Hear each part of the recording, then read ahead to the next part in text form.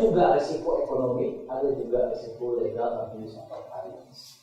Ya, saya beri contoh ini, ada suatu penelitian dari teman-teman psikologi untuk melihat apakah apa yang terjadi sebetulnya pada wanita-wanita yang mengalami kekerasan seksual atau mengalami kekerasan dalam rumah tangga. Dia mengumpulkan wanita-wanita yang mempunyai pengalaman tersebut, kemudian dia bertanya ke si ibu, tolong ceritakan ya pada saat terjadinya kekerasan seksual kekerasan rumah tangga itu apa yang terjadi pada ibu dan bagaimana ibu atau saudari itu melakukan coping behavior. Apa yang terjadi menurut Anda ketika ditanya seperti ini? Dia menangis, ya, kemudian traumanya muncul lagi, gitu kan? Dia bilang, ini saya sudah mencoba melupakan setahun yang lalu. Anda menggali-galinya lagi, menggali luka lama. Apakah pernah dipikirkan hal-hal tersebut? Yang itu merupakan hak atau risiko yang bisa terjadi pada tingkat psikologi. Kemudian ada studi juga untuk melakukan studi pada anak-anak yang menggunakan narkoba. Ada studi yang seperti itu.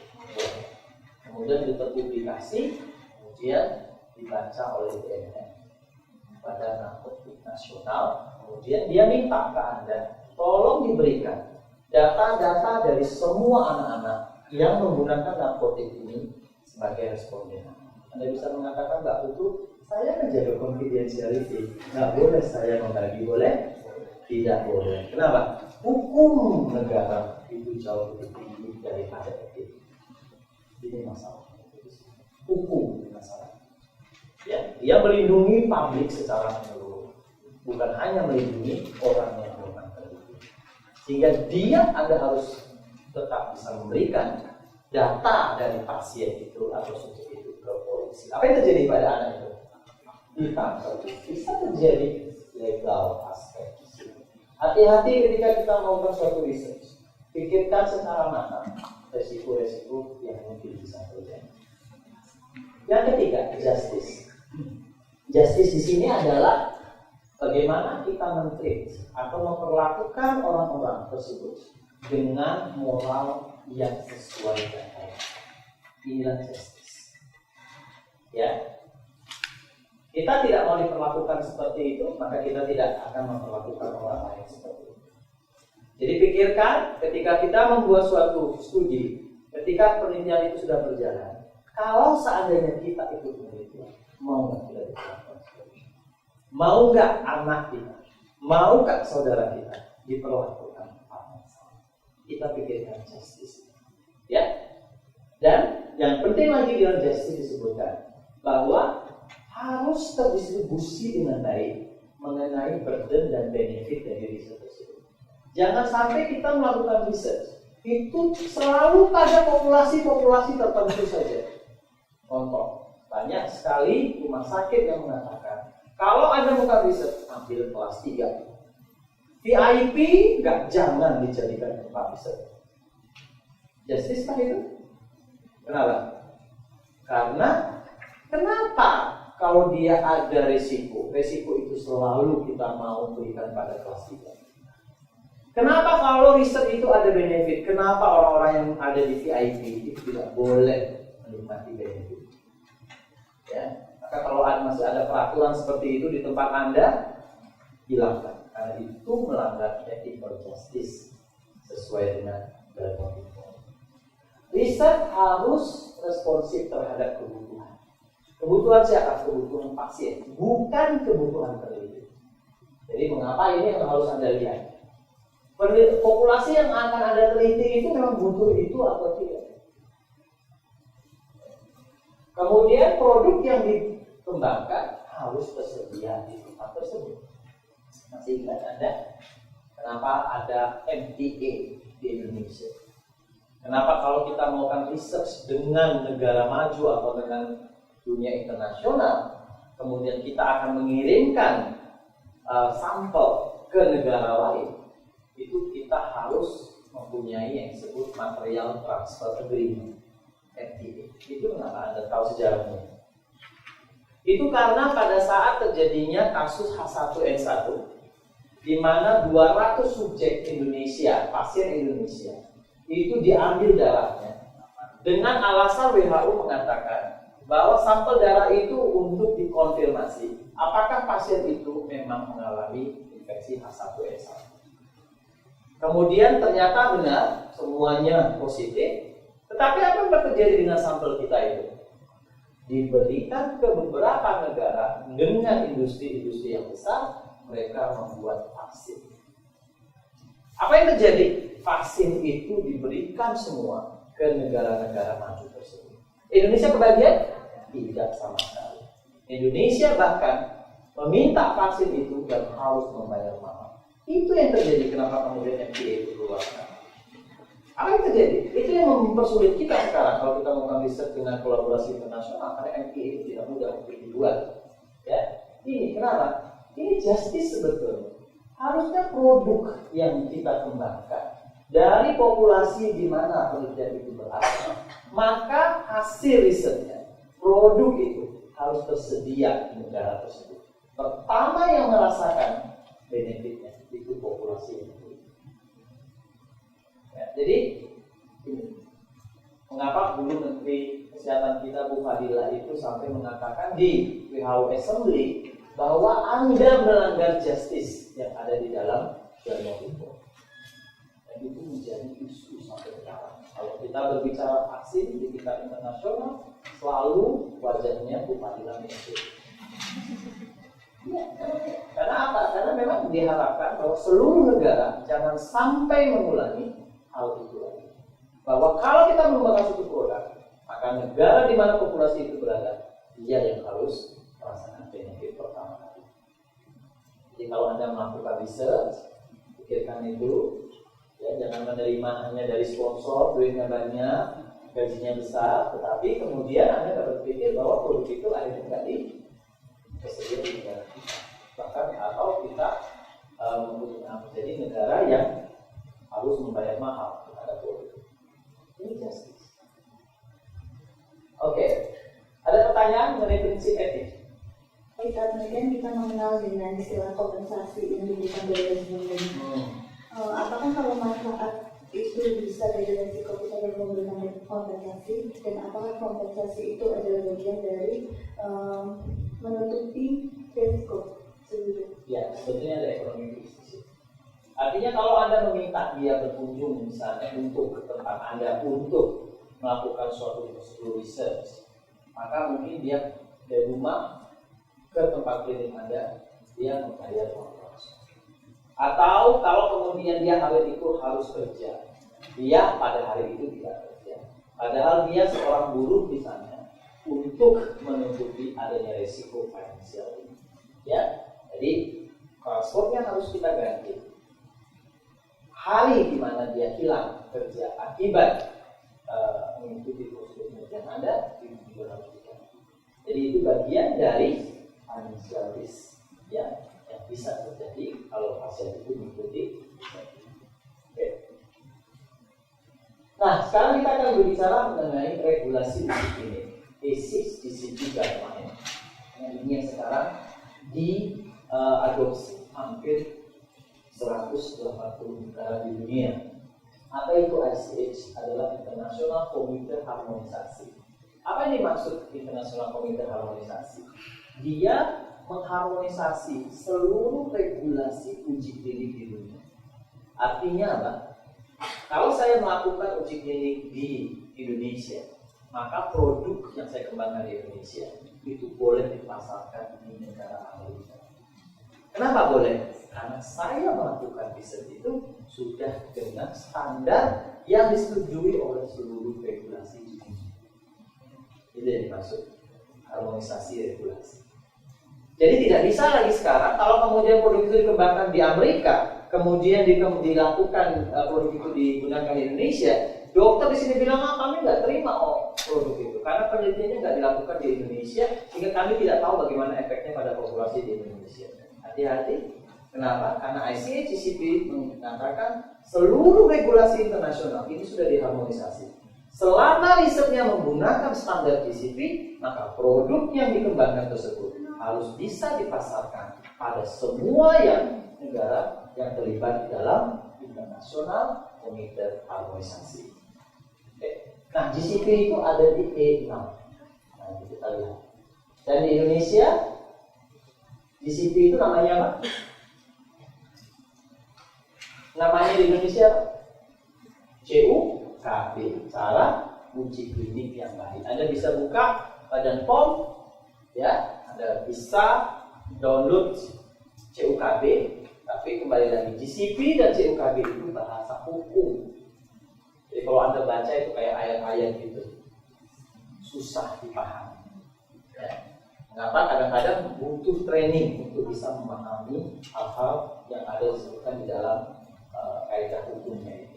Ya, di Indonesia ada namanya CUKB. Nah, ICH itu membuat guideline banyak sekali Bapak Ibu untuk uji klinik. GCP itu ada di E6, ada E6-nya. Jadi kalau Anda ingin mengembangkan produk, Anda harus baca nama semua. 3 hari ini yang kita bahas hanya E6. Jadi masih banyak yang harus Anda pelajari sebelum bisa melakukan uji klinik.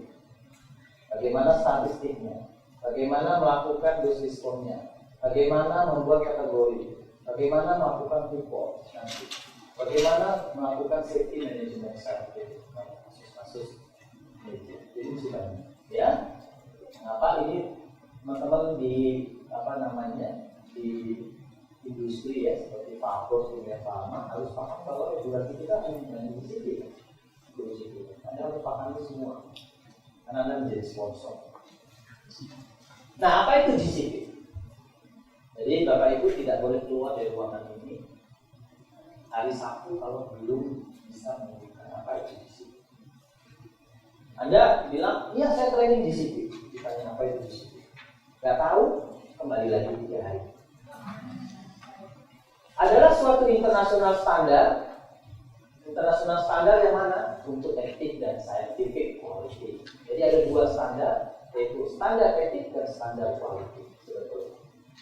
Dan dia digunakan pada saat kita diimplementasikan, mulai pada saat kita desain penelitian.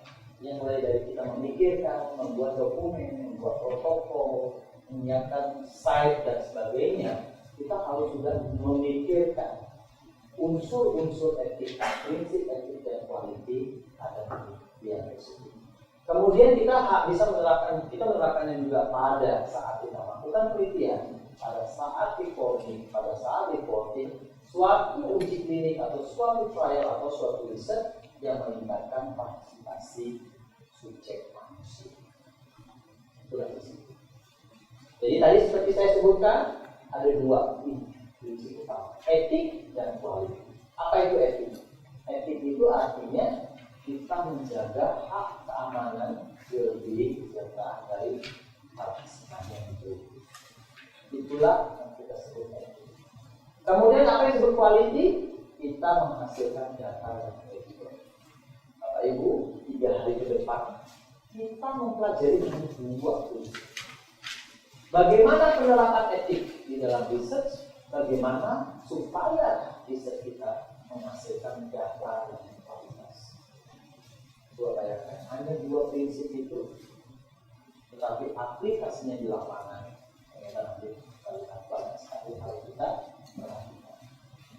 Kapan GCP harus kita aplikasikan? Setiap kita melakukan riset pada manusia. Oke? Tetapi critical, benar-benar harus kita lakukan secara menyeluruh prinsip GCP itu ketika kita melakukan suatu uji klinik, di mana data yang dalam uji klinik itu akan kita berikan ke regulasi untuk bisa mendapatkan approval terkait produk tersebut. Itu kritikal. Jadi kalau tadi Bapak Ibu mengatakan, oh saya sudah mengembangkan obat, saya sudah mengembangkan obat herbal, saya sudah mengembangkan kosmetik, saya sudah mengembangkan produk pangan, saya sudah mengembangkan implan, saya sudah mengembangkan alat. Itu artinya kritikal Anda wajib mengaplikasikan semua aspek GCP dalam studi penelitian. Dan itu akan kita pelajari sampai di hari depan, apa yang harus Anda lakukan. Selain dua prinsip utama, GCP mempunyai 13 prinsip yang lain. Tidak usah catat, kenapa? Nah, 13 prinsip ini semua akan kita berikan selama 3 hari ke depan. Kemudian siapa yang harus atau wajib memahami, wajib kemudian menerapkan GCP? Atau siapa yang berperan di dalam membuat supaya penelitian itu sesuai dengan etik dan quality? Ada 3. Komite etik, sponsor, dan investigator. Ya. Di sini ada sponsor di ruangan ini. Di ruangan ini banyak investigator. Di ruangan ini juga ada komite etik. Ada cukup komplit ini stakeholders. Ya. Artinya semua ini harus melaksanakan disiplin. Ya. Nah, sponsor mempunyai peranan yang besar juga nanti di dalam proses investigator episode.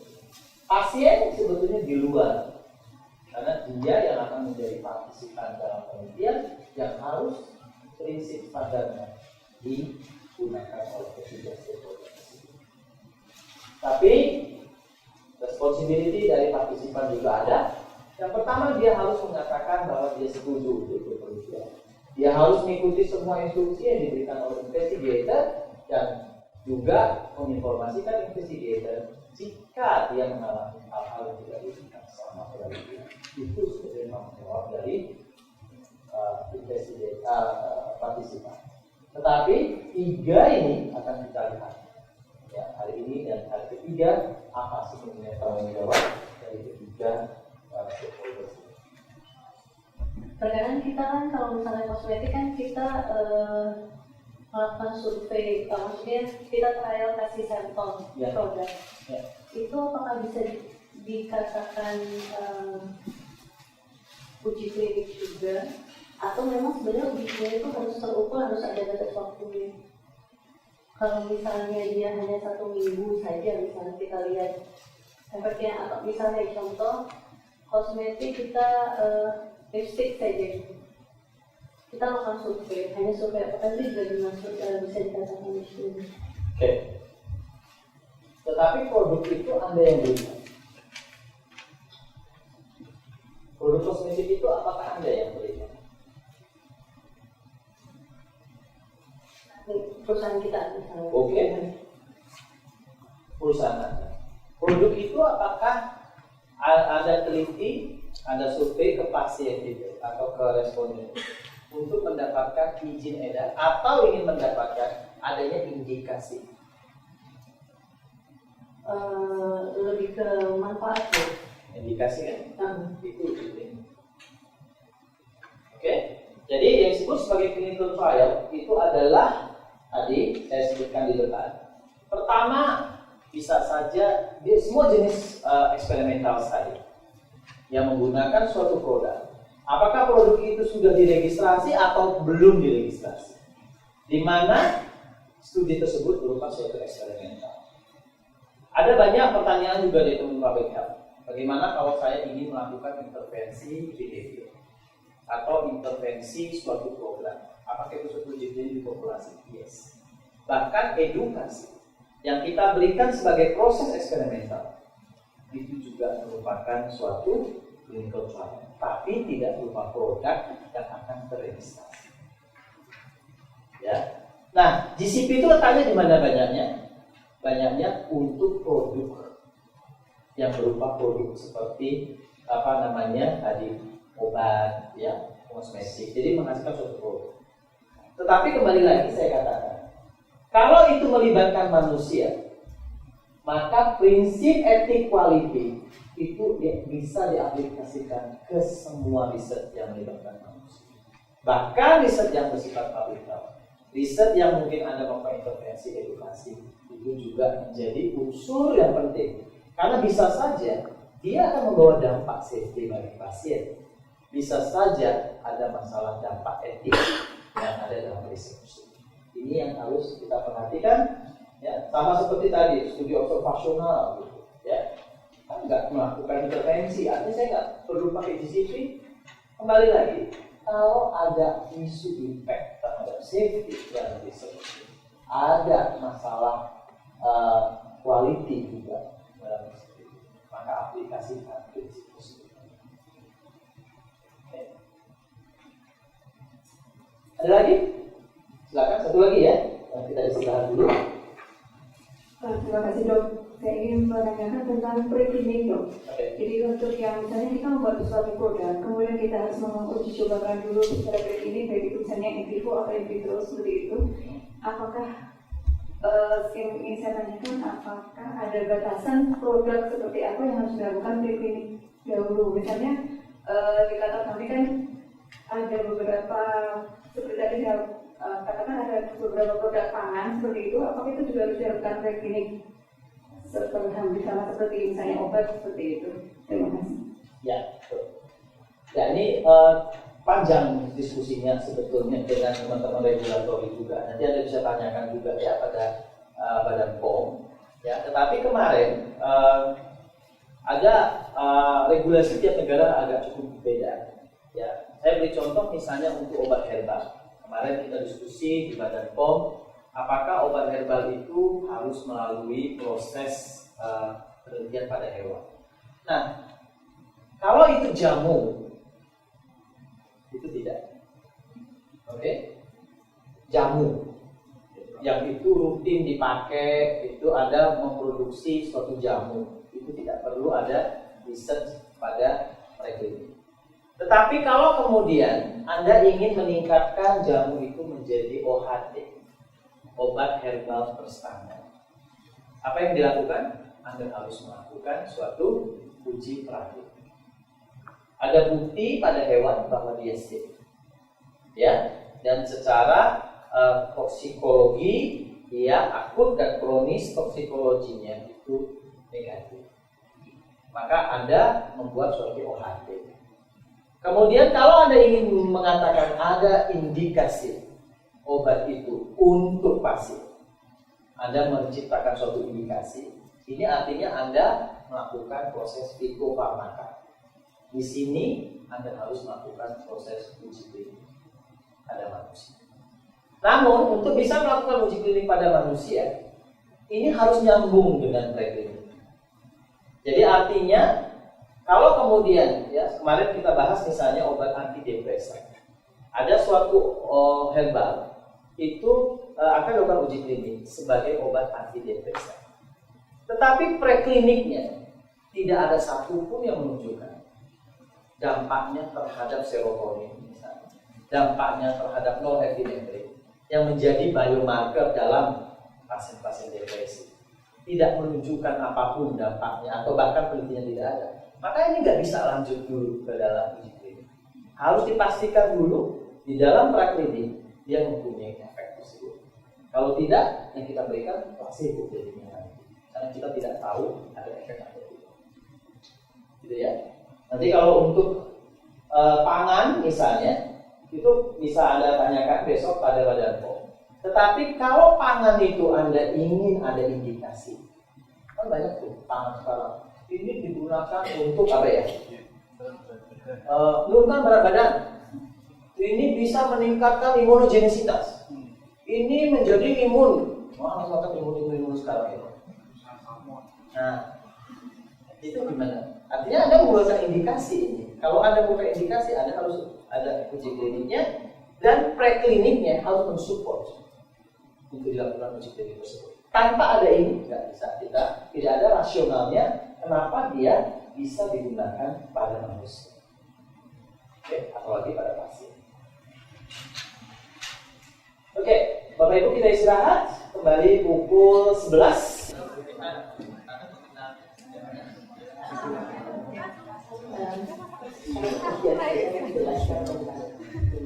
Silahkan kalau masih membawa kopi-kopinya boleh dibawa masuk.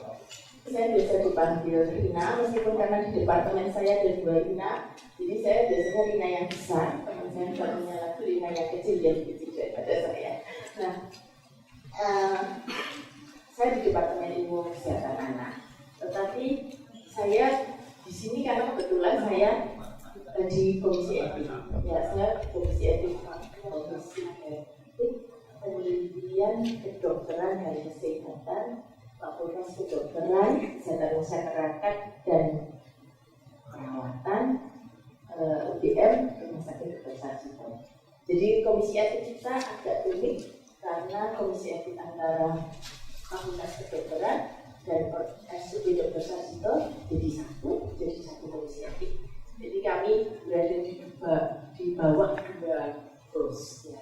Kan sesuai dengan prinsip AHS, ada dari dekan dan ada dari rumah sakit. Nah, mungkin kelihatannya dari teman-temannya dari RSA kan jadi masuk, dan ada kemungkinan juga ini sedang dibicarakan dari rumah sakit pendidikan yang lain, dari rumah sakit Klaten.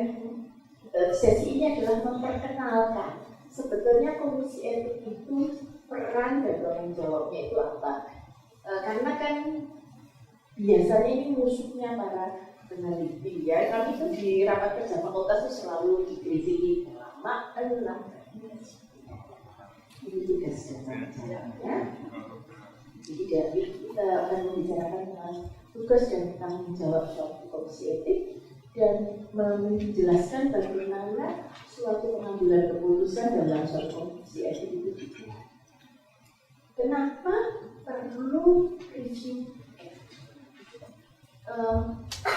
Mengapa suatu penelitian itu harus dipandang oleh sudut pandang yang berbeda, dan dalam hal ini oleh komisi etik.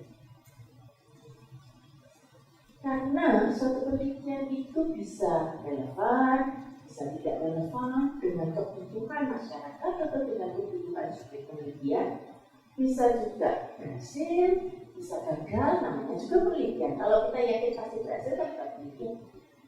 Kemudian pada umumnya penelitian itu ada hubungannya dengan konflik of interest.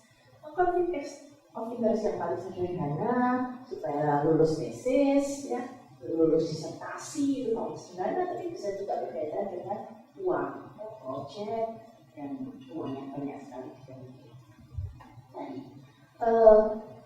Apakah ini merupakan kebutuhan kita atau kebutuhan untuk meningkatkan ilmu pengetahuan, ataukah itu berkaitan dengan kebutuhan subjek penelitian atau juga kebutuhan masyarakat? Kemudian setiap penelitian itu selalu punya risiko. Risikonya bisa fisik, kalau penelitian intervensi kedokteran itu risikonya fisik, seringkali bisa sakit jadi mati. Tapi bisa juga sosial, psikologikal, finansial, atau legal. Nah, terutama yang sering terlupakan adalah risiko psikologikal atau finansial atau legal. Kalau berkaitan dengan privacy dan confidentiality, orang sering mengira bahwa penelitian observasi itu aman. Nah, tidak, sebetulnya tidak selalu. Coba bayangkan penelitian ini. Ini nyata, seorang mahasiswa S2 Fakultas MIPA, Matematika dan Ilmu Pengetahuan Alam dan Departemen Matematika, ingin membuat ingin membuat penelitian hanya pasien HIV, setiap pasien HIV yang dirawat hanya Masalahnya adalah rumah sakit kami tidak ada sistem untuk menutupi nama. Ketika dia minta pasien itu pasti keluar namanya. Atau kalau dia buka rekam medis itu pasti ada namanya. Nah, kalau seandainya orang ini yang tidak punya urusan sama sekali dengan pasien HIV tahu bahwa si A itu menderita HIV, si B yang rumahnya sana itu menderita HIV, bagaimana? Dia kan tidak punya hak. Dia pasien HIV-nya juga tidak pernah tahu bahwa rekam medisnya atau billingsnya itu pernah dibuka orang lain. Tapi orang yang tidak punya hak untuk tahu, jadi tahu. Dan ada risiko dia mengatakan pada orang lain. Anda boleh saja janji, peneliti kan banyak janji. Saya akan merahasiakan semua informasi yang saya dapat. Misalnya gitu ya kan, biasanya ada janji. Oke, nggak masalah. Tapi suatu saat, misalnya adik peneliti ini pacaran sama seseorang yang dia tahu persis itu pasien HIV, masa dia nggak bilang? Nah, itu kan ada risiko itu. Jadi mendingan kita bisa kan tidak tahu, mending tidak tahu kan supaya dia tidak ada risiko menyebarkan informasi. Nah, risiko-risiko itu kadang-kadang itu diremehkan oleh peneliti. Jadi terutama yang berkaitan dengan privacy. Ada lagi penelitian di tempat kita itu dia mau penelitian terhadap drug user, maksudnya illicit drug user ya, tak memakai narkoba. Nah, kan enggak. Oke, bisa. Tapi bagaimana supaya gimana ya? Cara mencari subjeknya. Kan ini berkaitan dengan legal. Kalau ketahuan namanya oleh polisi kan bisa ditangkap. Nah itu hal-hal seperti itu tuh komisi etik harus memikirkan. Kadang-kadang kami harus memikirkan bagaimana supaya penelitian yang bagus sekali seperti yang tadi yang HIV dengan COS itu tetap bisa jalan tanpa aspek privasi dari subjek penelitian ini terugikan. Ya begitu ya, itu termasuk risk yang sering tidak terlihat.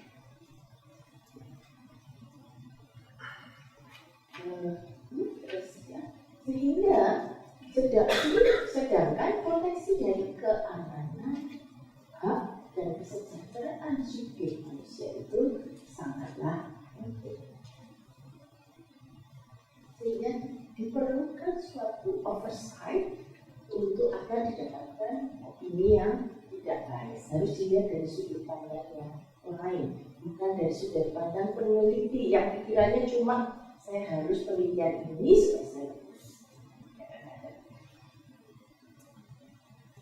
Siapakah komisi etik itu? Komisi etik adalah suatu organisasi yang bersifat independen ya.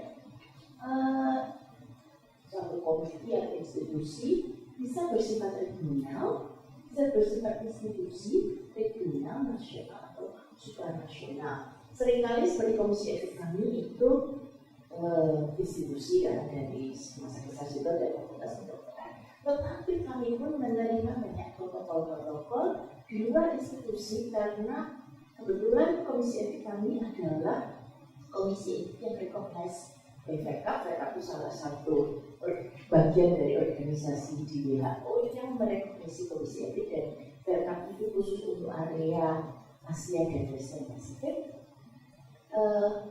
Peneliti-peneliti yang mendapatkan dana dari sumber dana internasional itu perlu protokolnya di-approve oleh komisi etik yang recognize. Jadi misalnya peneliti kami mendapatkan dana dari Wellcome Trust. Wellcome Trust di UK itu biasanya Wellcome Trust minta SPP kami, minta membership files. Kalau peneliti itu mendapat dana dari USAID, itu juga mereka meminta berbagai dokumen dari USAID untuk melihat bahwa dia memberi dana ke suatu penelitian yang diawasi oleh komisi etik yang bisa bekerja. Kemudian terdiri dari profesional di bidang medis dan scientific, dan juga harus ada anggota yang non-medis dan non-scientific. Jadi di komisi etik itu ada anggota yang orang yang pekerjaan utamanya bukan peneliti atau bukan dokter. Karena apa? Sebagian besar penelitian itu subjek penelitiannya kan bukan dokter dan bukan peneliti. Jadi harus dipandang dari sudut pandang orang awam. Misalnya di suatu penelitian, saya agak lupa. Jadi penelitian itu tentang vaginosis. Terus screening pengaruh pemberian sesuatu terhadap risiko kandidiasis vagina. Dan otomatis harus swab kan. Ya, kita sih kalau dokter dengan vaginal swab itu kan ya biasa-biasa aja ya vaginal swab, tapi bayangkan ke masyarakat disuruh vaginal swab. Saya juga, wah ini kita diskusi lama karena begini, kami minta peneliti punya tim sosiologis yang untuk menjelaskan ke masyarakat umum urusan vaginal swab. Sosiologis paling enggak tahu. Lah kalau hanya dokter yang jelaskan tentang vaginal swab itu kan ya ada sesuatu yang hal seperti itu. Nah, dan kita bertanggung jawab untuk menjaga keamanan dan kesejahteraan subjek manusia dengan cara kita memberikan public assurance bahwa kita melakukan tugas kita dengan sebaik-baiknya. Dengan mereview, approve suatu protokol, melihat apakah penelitinya sesuai, apakah fasilitas, metode, dan bahannya sesuai untuk mendapatkan dan mencatat penelitian yang itu sesuai standar. Jadi yang kita lihat itu protokolnya, kemudian kita lihat juga CV peneliti. Karena suatu penelitian yang tidak dilaksanakan oleh peneliti yang sesuai kompetensinya itu tidak akan menjadi apa-apa. Jadi misalnya kami tidak memberikan penelitian berkaitan dengan screening autism, penelitian pada anak autis yang di situ tidak ada penelitinya yang punya latar belakang psikologi, psikiatri, atau kalau pediatri itu yang konsultan perkembangan atau konsultan neurologi. Saya pun tidak boleh punya penelitian tentang autism yang tidak ada teman saya yang dari bidang itu yang dalam studi tersebut, karena mungkin saya tidak akan bisa mengambil kesimpulan yang baik. Suatu penelitian yang tidak dikerjakan oleh ahlinya, kesimpulannya bisa berantakan, bisa menyesatkan banyak orang.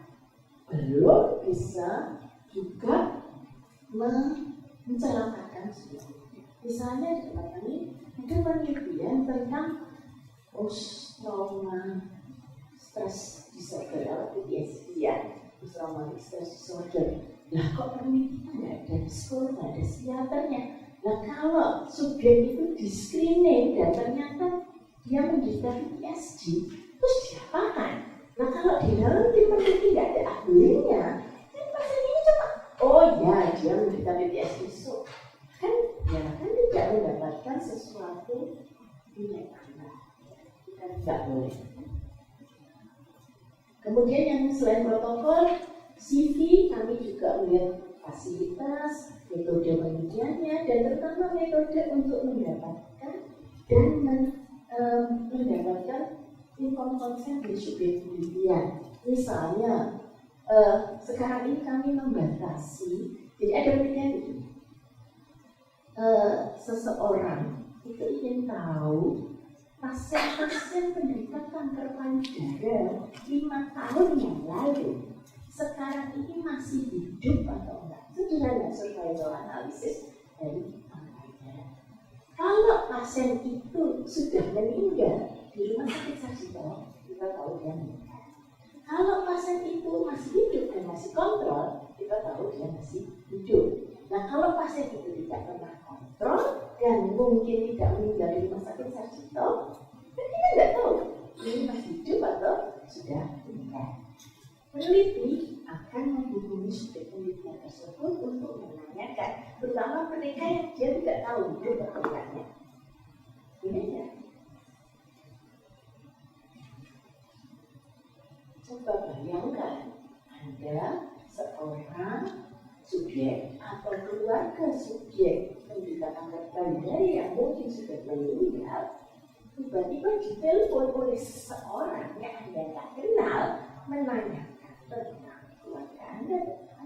Loh, dari mana Anda tahu kalau saya menderita kanker payudara? Atau dari mana Anda tahu kalau ibu saya menderita kanker payudara? Kan nggak enak. Kita tahu bahwa rekam medis itu punya rumah sakit, punya subjek penelitian, punya pasien yang dititipkan di rumah sakit. Bisa saja rumah sakit yang disyuk. Kenapa Anda membocorkan informasi bahwa Apa itu nggak enak. Sehingga kami memutuskan itu menyarankan di Sarjito itu klinik untuk yang saya kan klinik. Kalau kerjasama dengan klinik menelpon keluarga atas nama kita. Jadi kami dari klinik yang Sarjito menanyakan apa saya menjelaskan bahwa ada penelitian namanya ini penelitian ini karena keluarga atau bicara di sini. Nah kalau subjek penelitian bilang oh ya saya bersedia berhubungan dengan peneliti, biasanya itu baru dijelaskan. Tapi kalau enggak saya nggak mau itu siapa saya nggak kenal, biasanya tapi subjek itu tidak bisa diapproach oleh peneliti.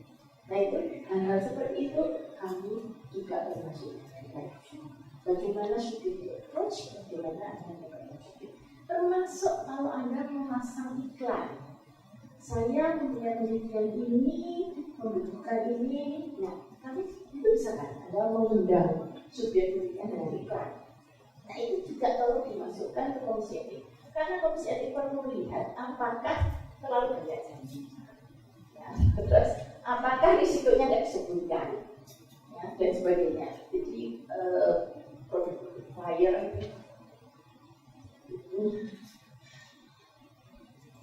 kemudian karakteristik dari anggota suatu komisi itu adalah kompeten. Dalam arti kompeten itu ya kami berbagai macam keahlian di dalam anggota komisi itu, dan juga kita harus terlatih GCP kami expired yang 3 tahun, jadi anggota komisi etik itu harus dilatih GCP yang 3 tahun, dan kemudian tentang basic ethic research dan sebagainya. Kemudian independen, artinya kami tidak boleh mereview protokol kami sendiri, boleh mereview protokolnya orang lain, ya, dan tidak ada konflik of interest yang berkaitan dengan penelitian yang kami review. Jumlahnya itu reasonable dengan kualifikasi dan pengalaman untuk mengevaluasi aspek sains dan aspek medical dan juga aspek etik, dan bukan bagian dari investigator dan bukan bagian dari sponsor. Berapa jumlahnya? Minimal 5 orang. Jadi Anda boleh mempunyai komisi etik yang jumlahnya hanya 5. Kurang dari 5 nggak boleh. Dan satu member harus lay person. Jadi orang yang pekerjaan sehari-harinya bukan peneliti dan bukan dokter.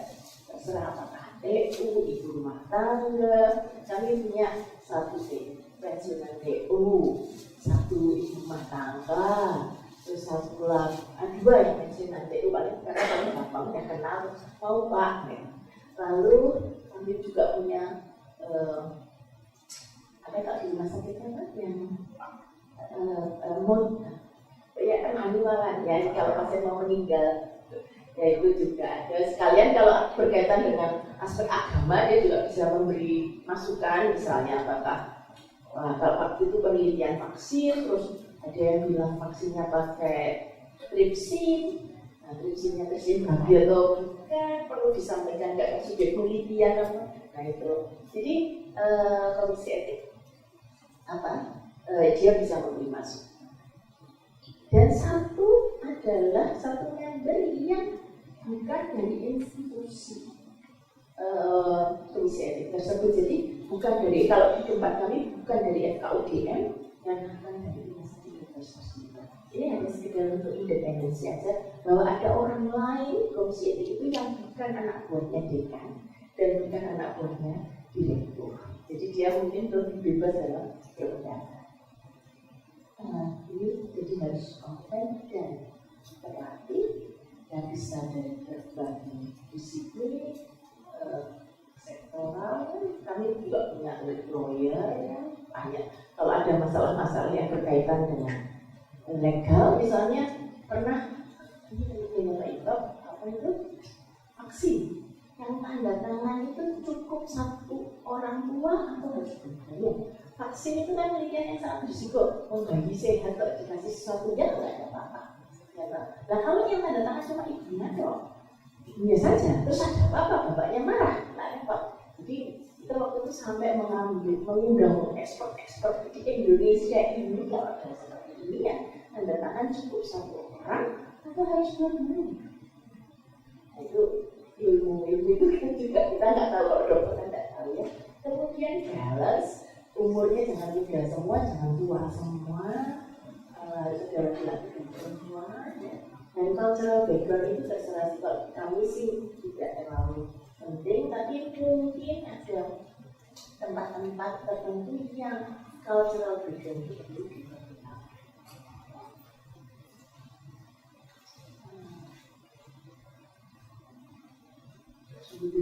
Tadi sudah berkali-kali saya sampaikan responsibility-nya dan special attention harus kepada subjek. Jadi kalau dalam protokol itu komisi etik melihat bahwa ini subjeknya vulnerable, itu biasanya perhatian khusus. Seringkali masuk dibahas semua untuk melihat apakah vulnerable subjek ini sudah dilindungi. Nah, kemudian dokumen apa saja yang harus kami review, protokol dan semua perubahan protokol. Jadi hanya buat protokol, suatu saat pendidikan baru berjalan 3 bulan, ini kriteria inklusinya atau kriteria eksklusinya terlalu ketat, tidak dapat subjek. Kita longgarkan. Yang ini tidak usah dieksklusi ya. Itu kan berubah, itu harus masuk subjek. Dan kalau berubah kriteria inklusi dan eksklusi itu major. Karena apa? Karena suatu saat ada penelitian yang berkaitan dengan obat dari divisi respirologi ya, pulmonologi. Salah satu eksklusinya itu berkaitan dengan kelainan jantung. Terus mungkin nggak dapat subjek, lalu memutuskan bahwa kelainan jantung yang ini nggak bisa dieksklusi karena menurut subjeknya nggak dapat. Nah, untuk menghilangkan kriteria eksklusi ini, kami minta konsultan dari kardiologi, karena kami perlu tahu kalau kriteria eksklusi ini dibuang, apakah safety subjek masih. Nah, jadi itu serius karena bisa saja menghilangkan kriteria eksklusi itu menyebabkan banyak orang celaka. Salah satunya. Kemudian lembar penjelasan untuk responden yang saya ceritakan, kemudian dengan konsennya, prosedur rekrutmen subjek termasuk iklannya, investigator brochure itu adalah sama dengan produk insert atau leaflet obat untuk obat yang belum produksi. Nanti belum ada dalam investigator brochure apa dalam posisi yang saya tahu. Isinya biasanya penelitian sebelumnya yang menunjukkan keamanan dan efek samping obat tersebut. Kemudian safety information, kemudian berapa banyak subjek dibayar dan bagaimana caranya dibayar. Nantinya ada subjek suruh kontrol 10 kali. Setiap kali kontrol Anda menjanjikan memberikan uang transfer 100.000. Itu harus dibayar tiap datang. Tidak boleh ditumpuk di karena ada kan kadang-kadang nakal memang peneliti maunya ditumpuk di belakang untuk memastikan subjeknya datang terus. Ya, tapi itu nggak boleh karena apa? Haknya subjek, bisa saja subjeknya itu merasa aku ini habis pusing atau dia masih tidak nyaman untuk datang, tapi dia terpaksa datang karena uangnya belum dibayar. Jadi nggak boleh. Harus kalau dijanjikan per datang ya dibayar per. Ya itu salah satu yang kita lihat. CV dari peneliti. Kemudian kami mempunyai SOP bahwa setiap proposal harus direview dalam waktu tertentu. Itu harus ada di SOP kami karena tidak bisa berkepanjangan. Reasonable time itu 2 bulan. Jadi jangan marah-marah ke komisi etik kalau baru masuk minggu kemarin, sekarang kok belum jadi. Ini reasonable time itu international itu.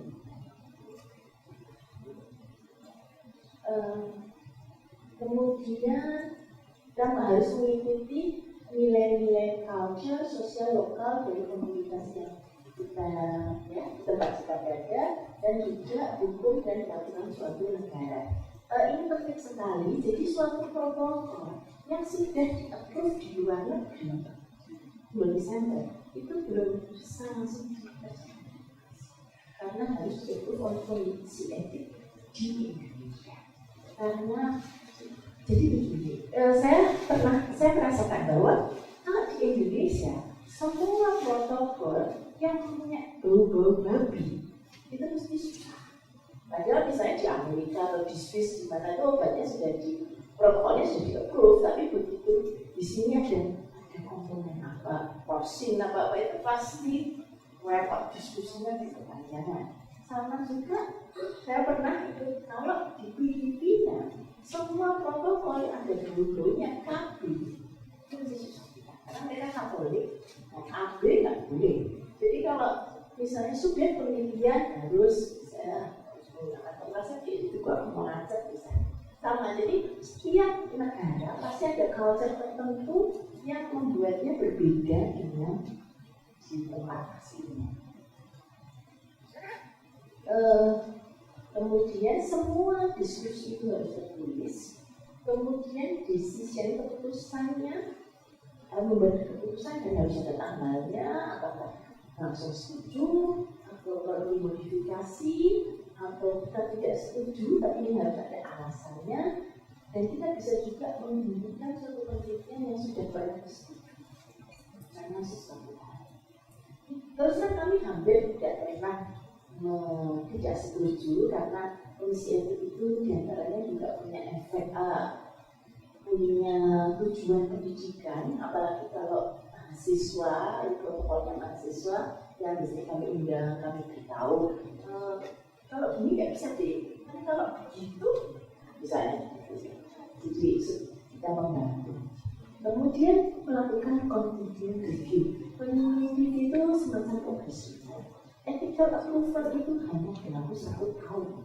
Sebelum ethical approval itu selesai, bila penelitian itu belum selesai, kita peneliti harus mewujudkan continuous review, perpanjangan approval.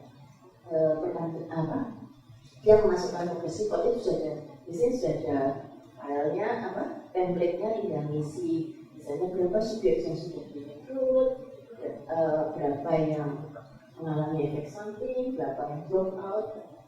Dari situ komisi etik akan memutuskan apakah boleh diperpanjang atau tidak. Istilahnya kita belajar. Suatu komisi etik mereview dan harus mereview suatu penelitian, suatu obat baru untuk postmenopausal syndrome. Nah,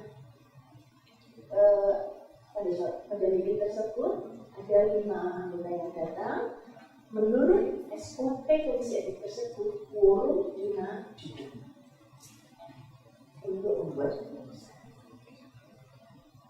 Ketuanya itu adalah ahli etika penelitian, kemudian ada juga yang datang ya dari 5 itu ada ahli penyakit dalam, ada ahli public health, dan ada seorang farmakologis. Kemudian ada 1 layperson, ya, orang yang bukan peneliti dan bukan dokter, seorang social worker, ini wanita. Kemudian semua yang lain ini laki-laki. Yang 4 ini laki-laki, ini 1 wanita. Menurut Anda, silahkan ngomong siapa? Dipikir dulu atau langsung berkomentar? Monggo. Silakan. Boleh saya mencoba? Silakan. Ya.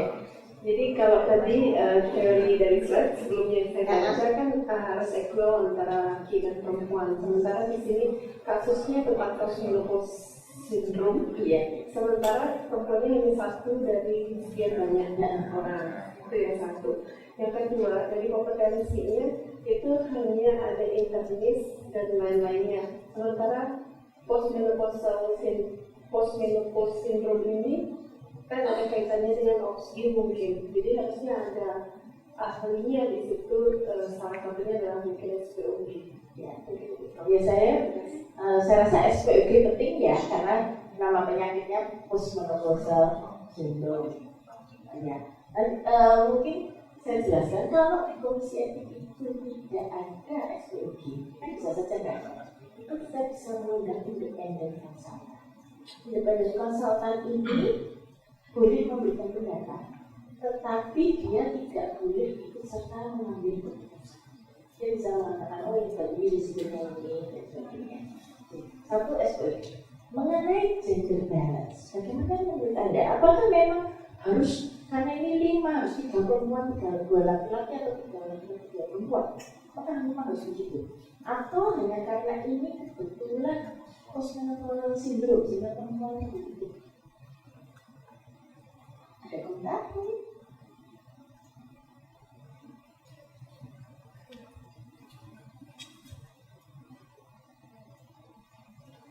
Ada komentar?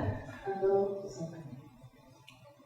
Yang terang begini ya, yang terang itu ini ini ketua laki-laki, ahli penyakit dalam laki-laki, ahli public health laki-laki, farmakologis laki-laki.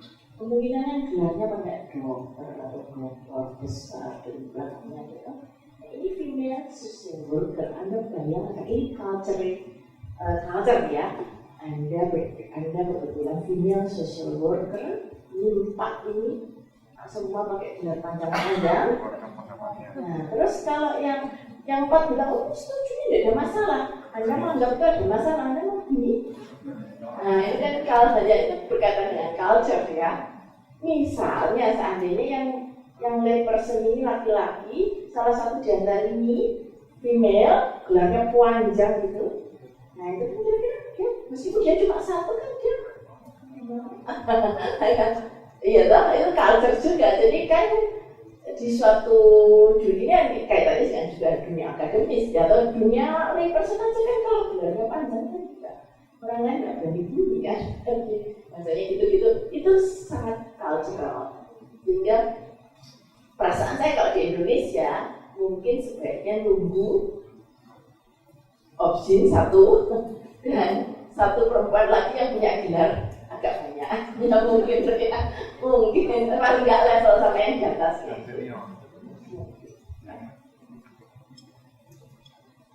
Tadi Anda juga positif, kemudian kebetulan Anda adalah PI dari suatu pendidikan trial dan Anda memasukkan pendidikan Anda ke positif Anda. Apa yang Anda lakukan?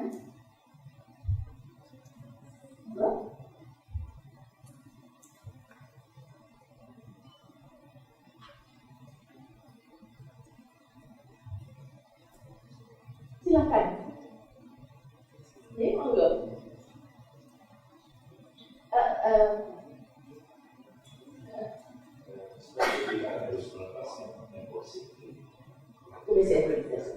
Jadi prakteknya di sini.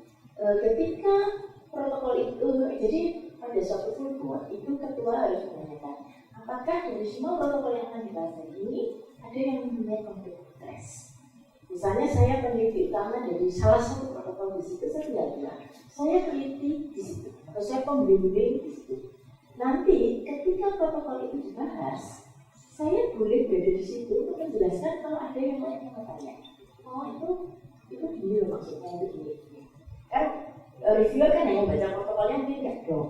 Tanya saya, sudah selesai. Sekarang mau ambil keputusan apakah ini di-approve atau ada masukan atau apa? Saya suruh keluar.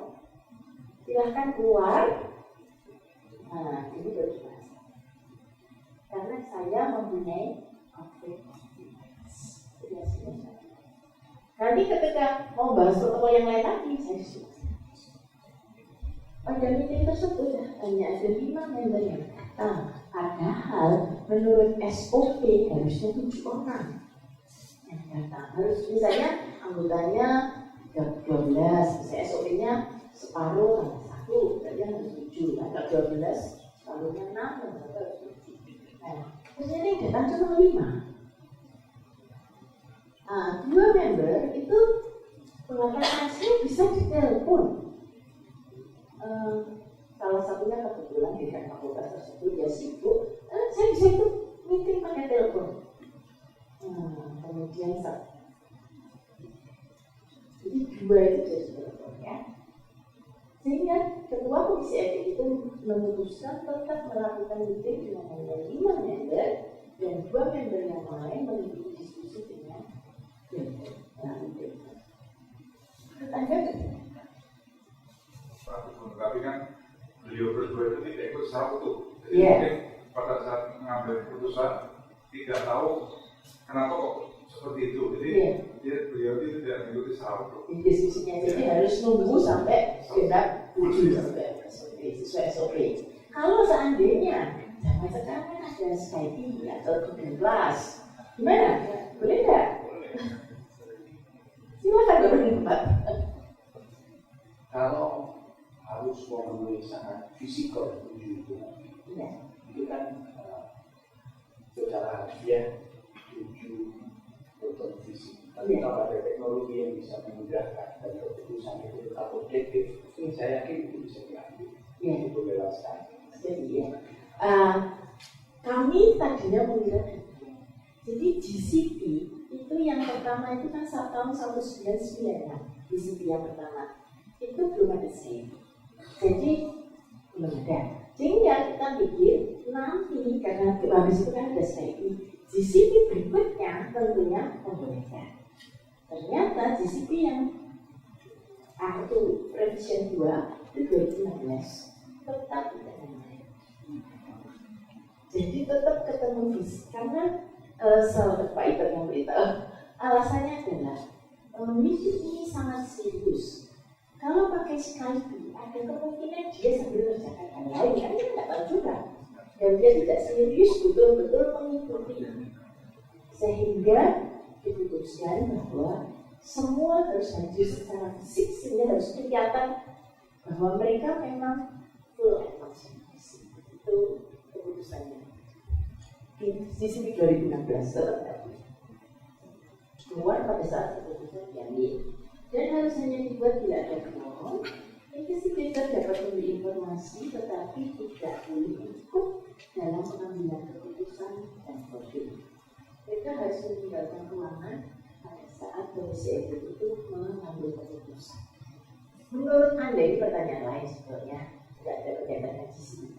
Kalau di Indonesia, pengambilan keputusan itu sebaiknya musyawarah mufakat atau voting? Ya, menurut Anda ya, ada teman saya, ya sudah teman saya, senior saya dari Filipina itu untuk negara Asia itu kelihatannya lebih bagus. Karena apa? Karena kita itu kalau ada orang penting sudah bilang saya setuju, yang lain tidak berani bilang tidak. Jadi musyawarah mufakat itu sebetulnya keputusan seseorang diamini yang lain tanpa betul-betul setuju, ya Pak. Jadi dia bilang kayaknya kalau negara Asia itu lebih cocok voting tertutup. Kita kan pengacu.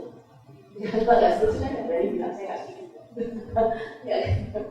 Nggak menurut dia. Tapi itu saya ini tidak berkaitan. Jadi komisi etik kami juga menuliskan musyawarah mufakat kecuali bila ada yang tidak kita bisa voting. Kalau ada dissenting opinion bisa, saya nggak setuju meskipun yang lain saya nggak setuju. Itu punya. Kemudian dan bila diperlukan voting hanya member yang datang yang boleh voting, yang boleh titip suara. Satu lagi, suatu penelitian lebih center tentang vaksin baru itu sponsornya suatu international organization yang kerjakan di empat negara. Misalnya sponsornya itu WHO, kerjakan di empat negara. Komisi etik dari WHO misalnya di Jeneva sana sudah menyetujui protokol tersebut. Tapi protokol tersebut belum disetujui di komisi etik negara A. PI di negara A memutuskan memulai penelitian berdasarkan approval dari Komisi Etik di Jenewa. Menurut Anda? Ya, sudah tahu ya? Tidak bisa, ya, karena setiap negara harus approve. Meskipun kalau misalnya begini, kami misalnya sudah di-approve di Komisi Etik RSCM, itu tidak bisa saja audit harusnya. Tidak ada masalah karena satu negara ada kemungkinan culturally tidak. Meskipun kemarin tapi sudah lama.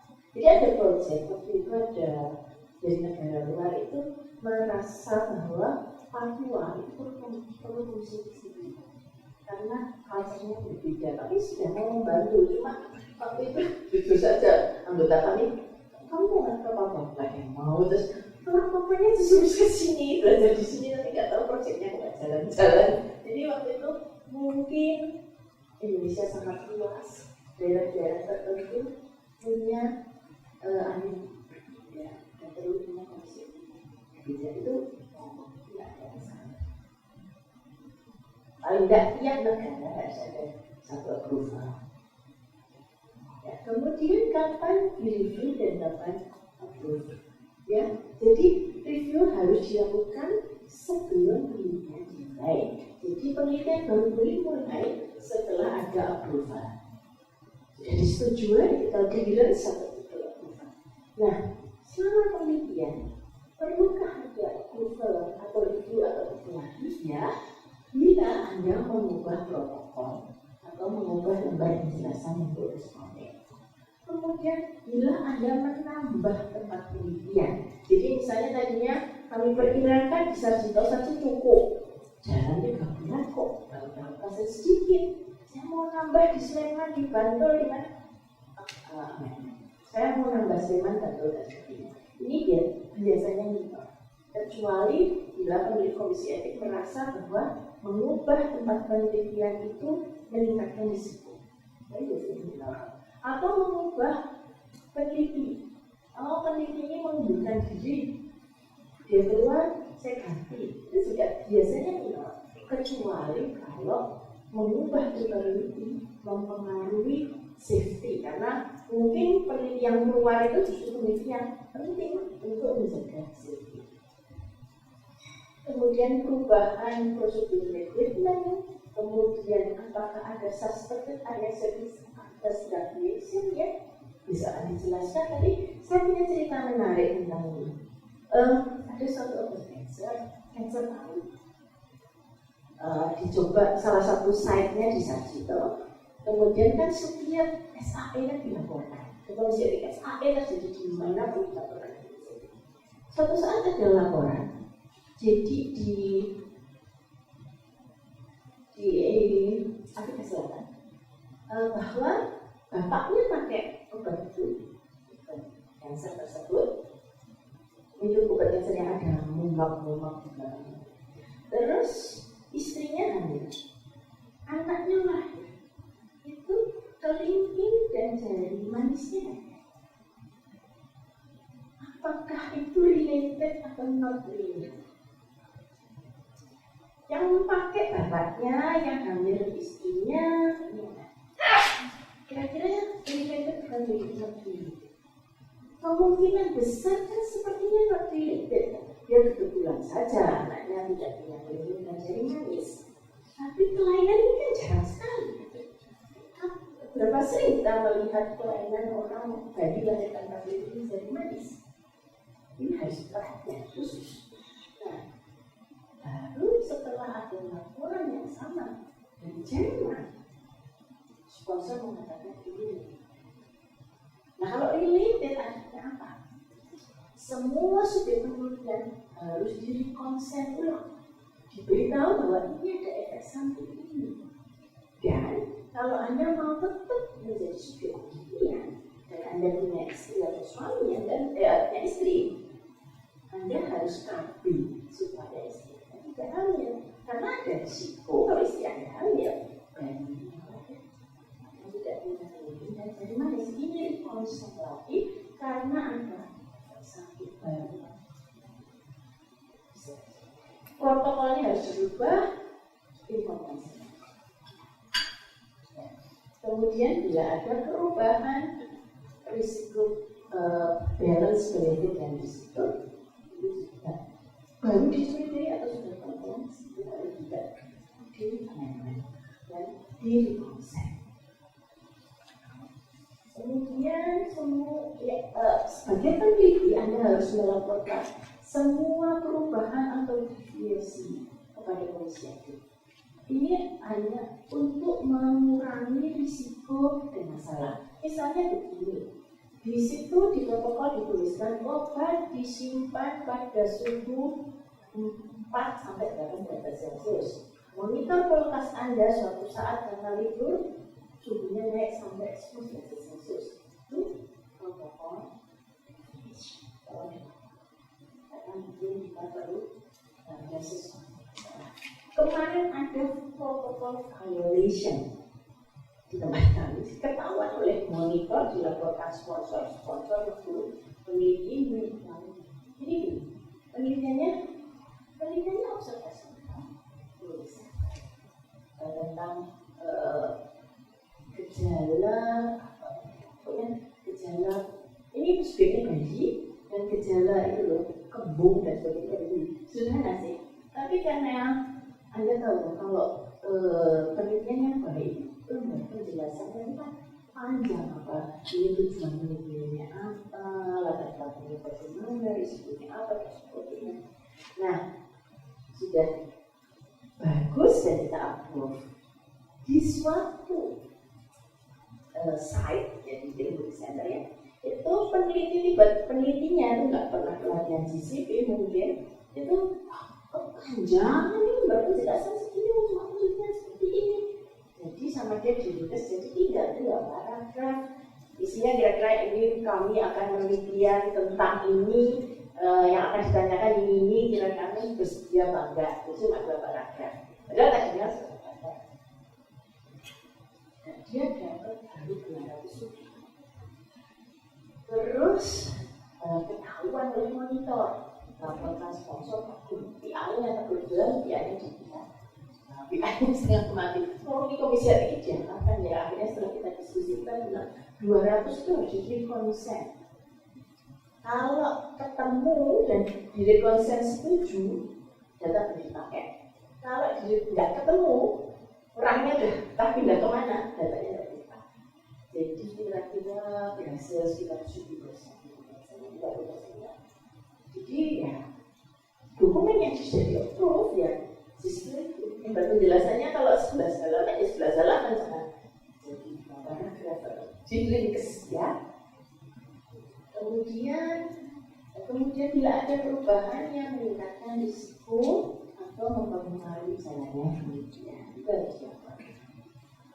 Bila ada semua ada stabilisasi bisa semuanya dijelaskan dari dokter. Dan informasi baru yang mempengaruhi jalannya.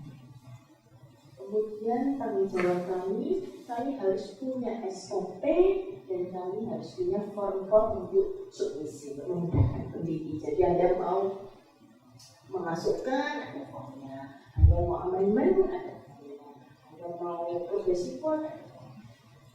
Kemudian kami harus punya meeting regular. Meeting itu harus regular sehingga jadwalnya itu sudah ditentukan di awal tahun. Jadi pada awal tahun itu semua meeting 1 tahun ke depan sudah tertanggal. Jadi peneliti itu bisa menduga, komisi etik mau rapat hasilnya saya protokol harus sudah masuk. Jadi bisa diprediksi. Kemudian kami bisa memonitor bila ada banyak serious events atau kita continuity ya yang standar tiap tahun, kita bisa melakukan site visit bila diperlukan, bisa ambil ya. Kemudian yang lain-lain bisa melakukan emergency meeting bila diperlukan. Kemudian setiap member harus mendapatkan ilmu tambahan sekali. Jadi kami harus meningkatkan pengetahuan terus untuk karena apa? Karena penelitian itu juga makin lama makin bisa penelitian stem cells. Itu serwet gitu. Aspek etiknya sangat komplikated. Kemudian penelitian medical device itu juga tidak mudah dan sebagainya, itu kita harus banyak belajar. Kemudian kita harus menyimpan semua catatan paling tidak 3 tahun setelah penelitian itu selesai. Kita tahu penelitian itu selesai setelah peneliti melaporkan final report. Kalau peneliti tidak melaporkan final report, kita juga tidak tahu penelitian ini selesai. Tapi kita bertugas menyimpan 3 tahun setelah final report itu. SOP semacam ini. Kemudian ini bisa dilihat oleh regulatory authorities, misalnya kalau di Indonesia itu di Badan POM bisa melihat semua dokumen penelitian ini, yang penelitian yang berkaitan dengan obat yang perlu dimintakan registrasinya di Badan POM. Kemudian auditor yang diperlukan bisa melihat juga. Kemudian kita bisa memberikan SOP dan membership list. SOP dan daftar anggota disertai keahliannya masing-masing kepada peneliti, kepada sponsor dan regulator. Jadi seperti saya bilang, kalau Wellcome Trust selalu minta, setiap kali ada peneliti kami yang mendapatkan dana dari Wellcome Trust, mereka selalu minta SOP dan membership list. Sehingga SOP kami bisa memudahkan apa diminta. Jadi ya, apa tugas peneliti? Dia harus memasukkan dokumen itu di approve, di review, dan menjawab pertanyaan atau memberikan informasi tambahan yang diperlukan. Dan selama penelitian melaporkan SAE, melaporkan bila ada protokol amendment atau violation, melaporkan tahunan ya, progress report itu pada umumnya tahunan. Kecuali penelitian yang sangat berisiko, komisi etik bisa saja minta lapor tiap 3 bulan. Itu bisa saja kalau memang berisiko. Tapi biasanya tahunan dan tidak ada informasi baru yang mengajukan. Ini tugas peneliti. Dan pada akhirnya harus memasukkan analisis. Ya. Kemudian peneliti juga harus menyimpan semua korespondensi dengan komisi etik. Kemudian bisa juga bila sponsor minta, maka investigator berikan SOP-nya komisi etik untuk diberikan sponsor. Kemudian approval letter-nya juga harus diberikan sponsor. Kemudian juga investigator itu harus memberikan monitor atau inspektor untuk melihat dokumen penelitian dia. Kemudian membolehkan juga komisi etik mendatangi trial site tempat penelitian untuk melihat dokumen. Nah, komisi etik hanya berhak melihat dokumen. Komisi etik tidak boleh ketemu dokumen. Ya, hanya lihat dokumen dan komisi etik paling cuma lihat informasinya mana, tanggal berapa, penelitian kapan, dokumen dan terserah mau lihat apa, tapi tidak ketemu. Itu mungkin masih ada pertanyaan lagi. Monggo, ya silakan. Istilahnya lolos ketika mengajukan approval, kemudian yang kedua Sudah satu-satu ya, sudah saya nggak lupa. Untuk iklan itu sebenarnya kita lihat cuma 2. Kita harus memastikan bahwa tidak terlalu banyak janji dan tidak menutupi risiko. Kalau memang ada risiko, ya harus ya. Kalau memang penelitian itu berisiko, ya harus disampaikan. Dan kalau janjinya sesuai dengan yang memang kita janji. Anda boleh saja mengatakan bahwa bila mengikuti penelitian ini akan mendapatkan honorarium 100.000 rupiah. Nah, berapa banyak yang dianggap pantas? Itu tergantung banyak hal. Misalnya kalau transportasi, berapa jumlah transportasinya, berapa hari yang bilang karena itu penelitian tersebut. Tapi juga tidak boleh terlalu tinggi, karena kalau terlalu tinggi ada kemungkinan penelitian itu terlalu berisiko. Tapi karena orang cari uang, maka dia melupakan semua risiko. Dan boleh juga tidak menjanjikan apapun. Tidak apa-apa, misalnya Anda mau memeriksa kadar kolesterol. Nanti hasil pemeriksaan kadar kolesterol gratis, Anda akan saya aplikasi. Itu kan nggak terjadi apa-apa. Nah itu boleh juga. Atau Anda akan mendapatkan leaflet edukasi apa, terserah. Iklan itu asal itu jangan terlalu buruk sehingga cenderung berbohong, dan jangan menutupi risiko. Risiko harus disampaikan ke orang lain. Monggo. Kebetulan saya punya pengalaman di Australia tentang privacy dan sistem voluntary. Nah, jadi ketika di Australia itu saya melihat di kamar mandi, di WC atau di halte itu banyak poster-poster penelitian tentang HIV, tentang narkoba dan nomor-nomor peneliti itu disertakan di sana. Terus bagi yang mau berpartisipasi tinggal menyobek nomor peneliti terus diambil. Terus saya coba tanyakan ke dosen saya, sebenarnya voluntary itu bagaimana? Ternyata ada dua konsep. Voluntary itu kita mengontak orang lalu dia bersedia atau tidak, atau kita berikan leaflet dan orang itu mengontak kita. Tapi kalau di Australia, saya ketika saya diskusi di Australia nggak boleh kita mengontak orang harus mengontak kita. Nah, kalau semisal ada pertanyaan multi center seperti itu, bagaimana? Jadi gini, memang terutama kalau kasus HIV, kasus LGBT, apa-apa kami itu memang sebentar ya, tanya jawab Mbak Aya. Kalau itu memang kami lebih menyarankan supaya mereka yang aktif. Aku pengen subjek yang aktif karena begini kan, subjek yang aktif menghubungi, artinya dia tidak malu. Masalahnya diketahui oleh peneliti. Tapi ketika peneliti yang mencari itu risiko. Dan sehingga kadang-kadang kita pakai snowball. Snowball itu kan pakai pin, ya siapa ngajak siapa itu salah satu cara. Tapi memang lebih bagus kalau ya saya ngerti kalau dengan ada nomor-nomor telepon yang bikin kayak sisir itu tinggal dilepas. Itu lebih bagus sih. Cuma di Indonesia bisa-bisa dijumkan aja, nggak ada yang mengambil sehingga nah makanya yang paling susah itu terus yang penelitian yang berkaitan dengan hal-hal yang memalukan karena sangat risiko melakukan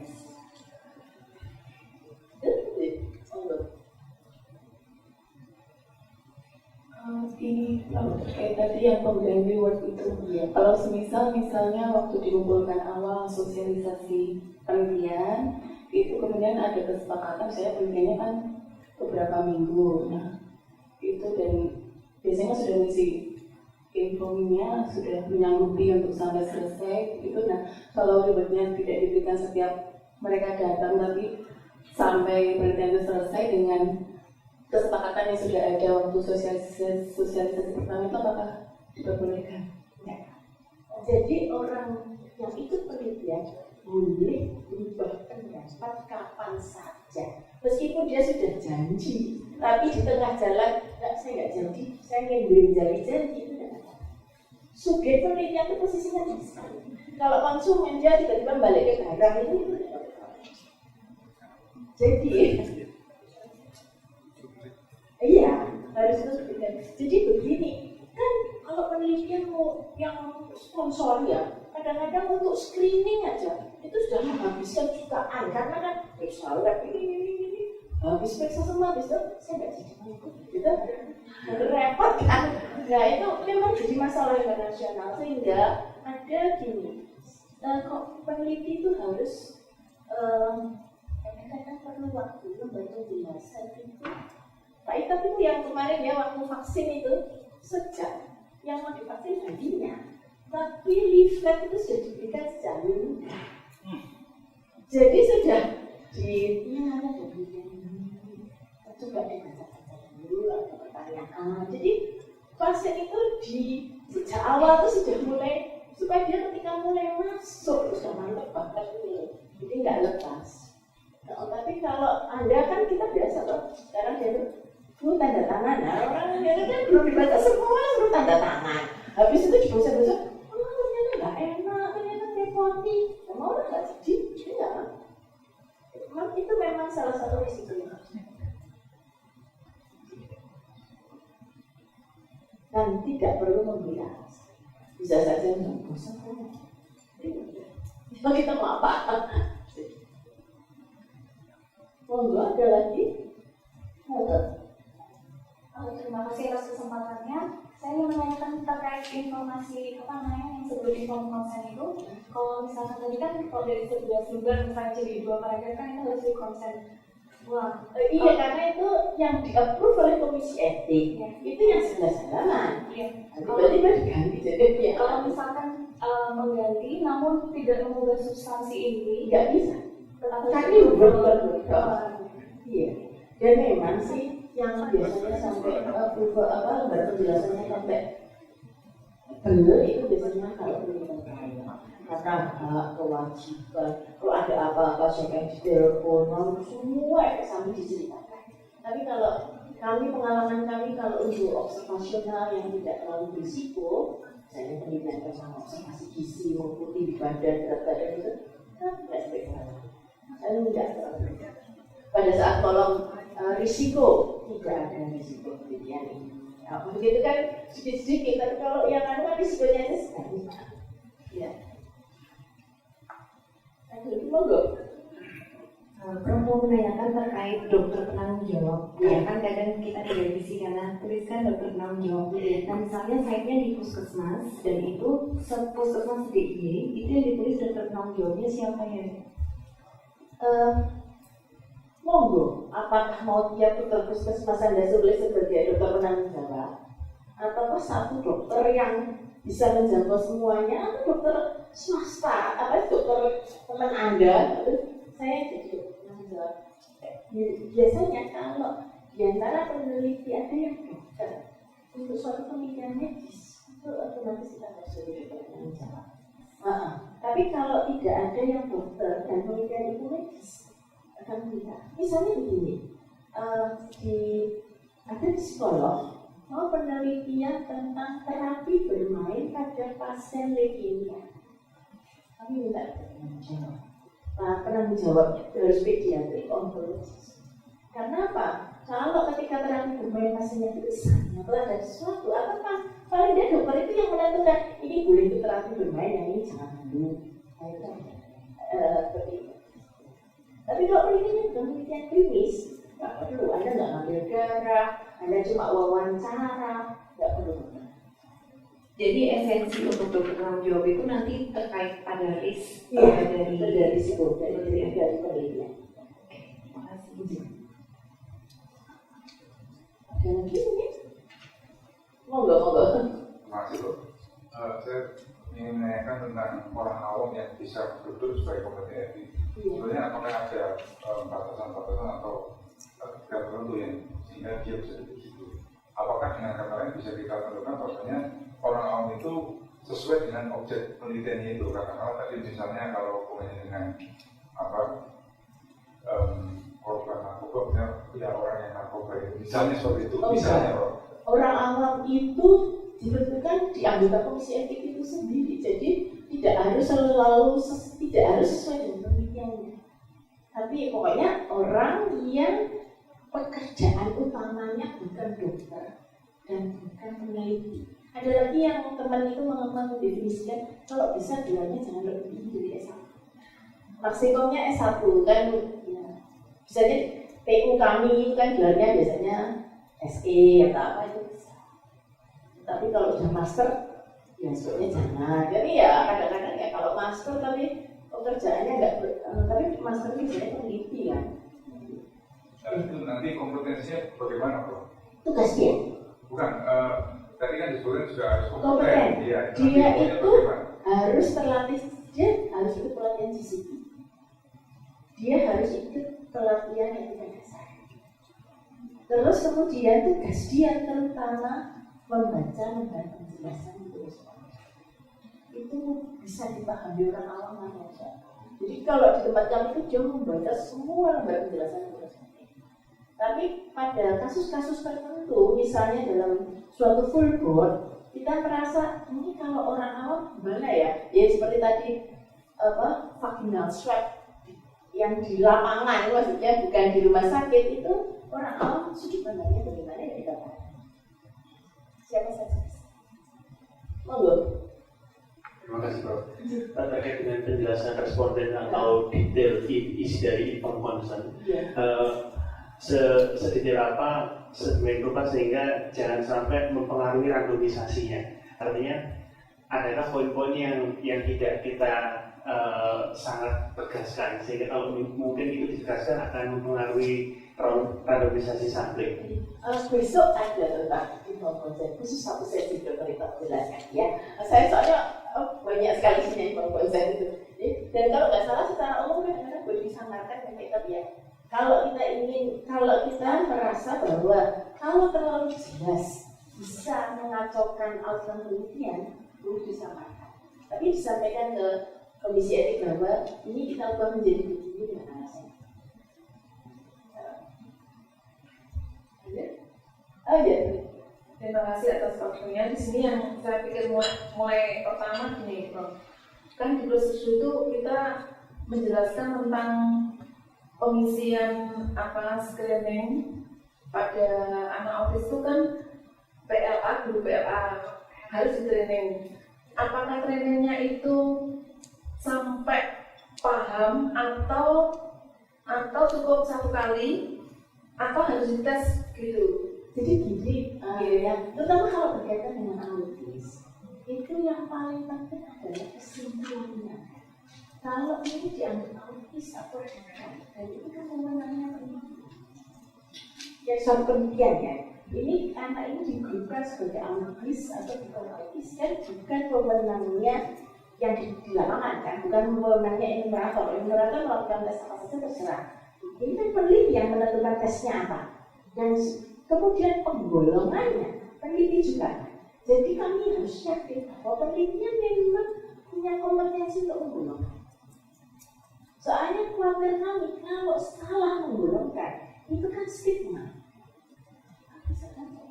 Saya pernah dengar ada sejawat itu teman Komisi Etik di Jakarta itu pernah melihat seorang anak itu dikeluarkan dari sekolah karena penelitian itu menggolongkan dia sebagai autis. Ya kalau benar. Jadi kami kompetensi dari peneliti itu. Saya rasa mungkin sudah ya kan ya waktunya sudah habis. Terima kasih. Wassalamualaikum warahmatullahi wabarakatuh. Dulu untuk melihat apakah dia eligible dalam penelitian atau kita konsen dulu. Konsen dulu. Kenapa konsen dulu? Karena hati-hati, screening itu sudah prosedur penelitian. Ya, Anda harus konsen dulu. Dia mau di screening. Nggak boleh Anda screening dulu. Akhirnya apa? Harus ada konsen. Kalau Anda melakukan screening dulu, baru konsen, dokumennya bisa terlihat nggak? Bisa nggak dari dokumen Anda melihat apakah mereka atau peneliti itu melakukan screening dulu atau melakukan konsen dulu? Bisa nggak? Bisa kan? Gimana? Betul sekali, dari tanggal kita bisa lihat. Tanggal inform konsen dengan tanggal screening, maka kita bisa melihat sebetulnya dia melakukan konsen dulu atau melakukan screening dulu. Kalau dia melakukan screening dulu baru konsen, apa yang terjadi? Tanggalnya. Hati-hati penelitian Anda bisa dihentikan. Kenapa? Karena violation of ethical. Nah, etik itu kan tadi otonomi, respect for person, harus dia konsen dulu. Jadi kalau penelitian Anda tidak sesuai seperti itu, kita akan bisa melihat Anda melanggar etik. Mengapa? Dokumen ini dia akan mampu merekonstruksi. Kemudian esensial dokumen ini bagian dari regulator. Keperluan regulasi untuk bisa regulasi atau dalam proses nanti quality control, quality assurance dan sebagainya untuk melihat apakah betul penelitian itu dijalankan sesuai dengan protokol. Nah, tujuannya dari dokumen itu membuktikan validitas dari research. Ini ada kejadian beberapa tahun yang lalu di rumah sakit.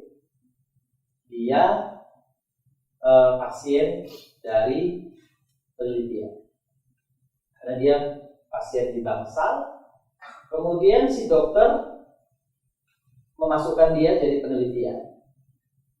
Tetapi dia menggunakan formulir yang dicatat, yang formulir itu disimpan di kantornya si dokter. Setelah itu ada audit, melihat siapa saja dari pasien di rumah sakit itu yang ikut dalam penelitian. Ternyata waktu dibuka rekam medisnya tidak ada bukti bahwa pasien itu ikut penelitian. Kenapa? Karena tidak ada sama sekali di catatan itu. Sehingga hasil audit mengatakan penelitian itu tidak eksis. Kenapa? Karena tidak ada dokumen yang menunjukkan kalau dia ikut penelitian. Datanya itu tercatat di dalam rekam medis. Tidak ada. Ini hati-hati karena ini menunjukkan kredibilitas nanti dari pencatatan kita, dari pelaporan kita, sehingga ada proses nanti disebut verifikasi dari data. Ya, proses verifikasi data yang akan tertulis di dalam dokumen itu akan diverifikasi nanti oleh tim quality control. Nanti dia akan berbicara besok masalah quality. Kemudian dokumen itu bisa dikategorikan. Yang pertama sebelum, setelah, dan selesai penelitian. Ada dokumen-dokumen yang dia ada di semua fase. Contoh misalnya, Anda melakukan korespondensi dengan sponsor, korespondensi email, telepon, catatan rapat, dan sebagainya yang itu bisa di semua fase dari penelitian, mulai dari awal, bersama pelaksanaan, dan di akhir penelitian. Oke, nah sekarang kita lihat, kita diskusi.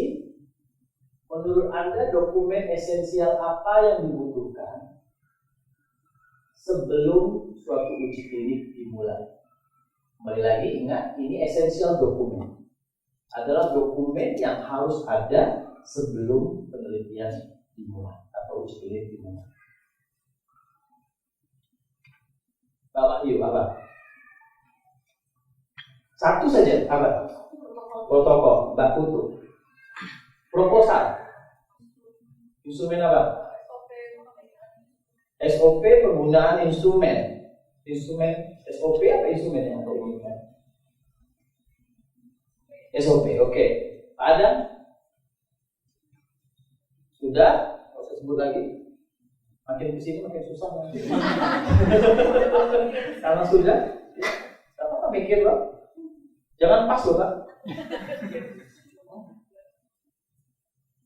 Masa nggak pernah ikut penelitian? Tahun ini info mau protokol SOP.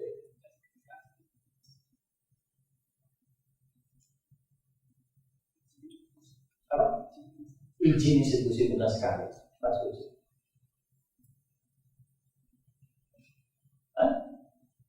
Institusi dan juga.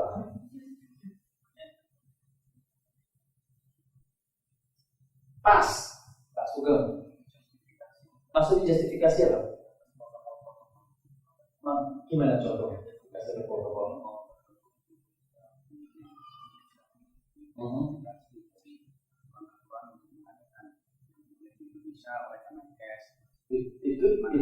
Itu standar, itu nggak masuk di dalam proses uji kliniknya. Ini yang berhubungan langsung dengan uji kliniknya dokumen. Pas, gitu. Daftar peserta sebelumnya, ini belum dimulai kok sudah punya daftar peserta. Delegation law, oke, good. Apa itu delegation law? Ada yang tahu? Nanti kita lihat, Pak Purwadi. Study information bedanya dengan inform consent apa?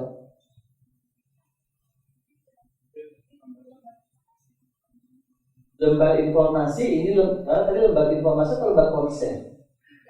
Iya, Anda tadi menyebutkan lembar informasi atau lembar konsen karena Anda menyebutkan inform konsen. Di situ sudah ada lembar informasi dan lembar konsen kalau disebut inform konsen. Oke. Nah, izin pemerintah misalnya dari uji klinik dari Badan POM. Oke, Pak Soleh. Sudah. Critical clearance. Pak Hastin.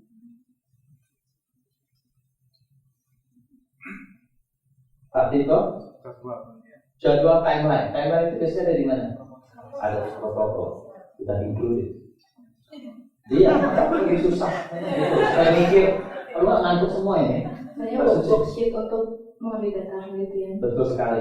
Disebut sebagai case report form nanti ya. Lagi, data penelitian, termasuk CV ketua peneliti. Betul sekali. Kurikulum vitae dari peneliti, Mbak Neti. Betul sekali. Informasi produk yang akan diteliti. Bagus, Mbak Fitri, Mas Fitri. Betul. Hasil dari analisis metode dari produknya. Oke, Mbak Jessica. Biomarker, betul sekali. Jadi akreditasi sertifikat dari labnya banyak tuh, coba. Jadi nggak akan kurang gitu. Banyak sampai dari lagi itu masih banyak.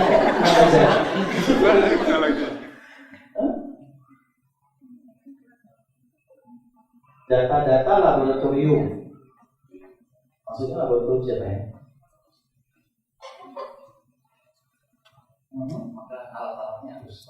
Betul sekali. Jadi standarisasi atau kalibrasi alat. Good, Mbak Ertika.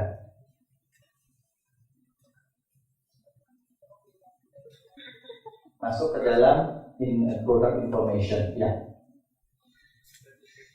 Sertifikat GCP, betul sekali. Great. Nah ini.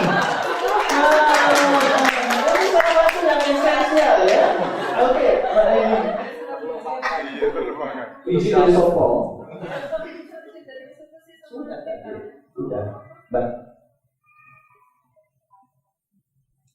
Betul sekali ya. Jadi literatur-literatur yang mendukung. Misalnya literatur apa? Dari studi-studi sebelumnya. Betul, Mas Arif.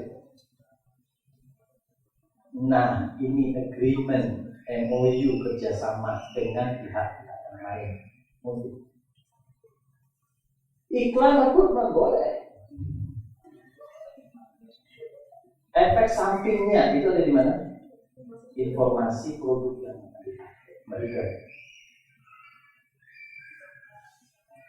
Tim, ya, jadi medical team mana listnya? Silakan terus. Material contohnya.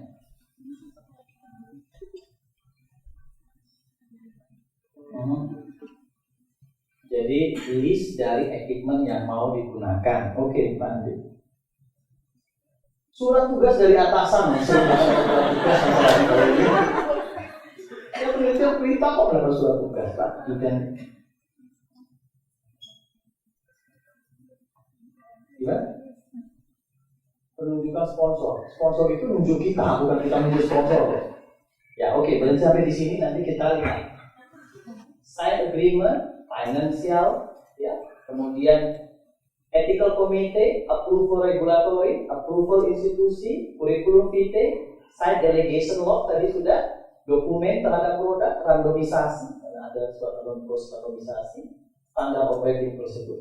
Tadi yang harus sebutkan, silakan bagaimana lagi, sertifikat akreditasi, list dari laboratoriumnya, list dari equipmentnya, list dari reagensiannya, import permit dari produk yang akan diteliti dan seterusnya. Itu dokumen esensial, semuanya harus ada sebelum penelitian dimulai. Jadi jangan sampai penelitian dimulai bulan depan, Anda baru menyiapkan sekarang. Bisa berhasil tak? Lihat dokumennya banyak sekali yang harus disiapkan. Kita lihat sekarang, apa beda protokol dengan proposal? Kita berpikir protokol itu SOP. Tetapi dalam uji klinik, protokol itu adalah dokumen yang menggambarkan tujuan, menggambarkan bagaimana desain penelitian, bagaimana metodologinya, bagaimana statistiknya, bagaimana penelitian itu diorganisasikan, timnya siapa, dan seterusnya, dan seterusnya. Kita lihat apa saja konten dari protokol. Nanti Anda akan lihat satu protokol, kemudian Anda akan lihat checklist. Kita akan latihan. Lihat di situ. Informasi secara umum mengenai penelitian itu, siapa timnya, siapa sponsornya, siapa site-nya, ya, senternya ada di mana saja, alamatnya, studi site-nya di mana, itu di halaman general information. Ada background information. Tadi yang disebutkan misalnya apa rasional penelitian itu dilakukan. Ya, itu ada di situ. Objektif, tujuan. Mulai dari primary objective, secondary objective, trial design, mau parallel design, atau RCT, mau quasi, mau jenis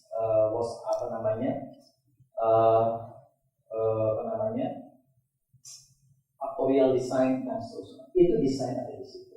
Bagaimana subjek itu diseleksi? Apa kriterianya? Kemudian inklusi, eksklusi, dan kapan subjek itu di-drop dari penelitian. Kemudian terapi apa yang akan diberikan pada subjek. Ini adalah eksperimental produknya. Kontrolnya siapa? Placebo atau apa? Ya, termasuk kapan diberikan, jumlahnya diberikan, dosisnya berapa, apakah berdasarkan berat badan, bagaimana cara pemberiannya, apakah dicampur dengan aqua dulu baru diberikan, dan seterusnya. Ini sangat detail. Kemudian kita akan menilai obat atau produk itu efikasinya seperti apa. Bagaimana menilainya, mengukurnya apa. Setiap primary endpoint, setiap secondary endpoint itu harus dijelaskan di sini. Bagaimana mengukur objektif tersebut. Kemudian menilai keamanan dari produk yang diteliti, statistiknya bagaimana, siapa yang boleh mengakses terhadap data dan dokumen, bagaimana proses quality. Jadi bedanya proposal sama protokol. Jadi kalau proposal itu sebetulnya disubmit untuk mendapatkan funding. Sehingga kalau proposal itu sangat singkat. Saya sangat brief, sangat singkat karena hanya untuk meminta funding atau dana. Tapi ketika kita melakukan riset, maka kita harus menggunakan protokol.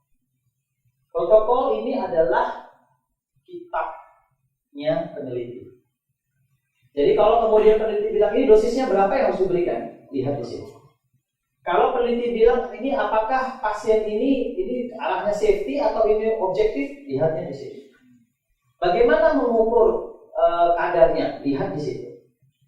Ya, dan seterusnya. Itu semua informasi ada di situ.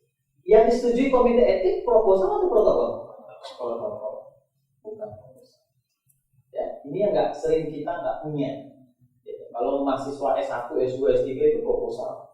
Tapi nanti kalau Anda akan melakukan uji klinik, bukan proposal, protokol istilahnya di dalam GCP. Informed consent. Saya kira ini nggak usah karena besok kita lihat lagi banyak sekali.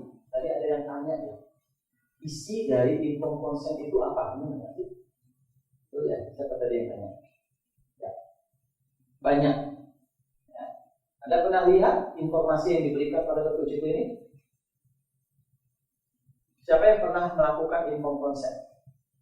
Studinya, pernah? Berapa halaman konsen Anda? Pemberian informasinya? Apa tanggung jawab subjek? Mana bagian dari proses itu yang eksperimental? Apa risiko? Apa inconvenience yang bisa terjadi pada subjek? Apa benefit yang bisa didapatkan oleh subjek? Apa alternatif prosedur jika dia tidak mau ikut penelitian? Apa kompensasinya? Adakah expenses yang harus dia antisipasi?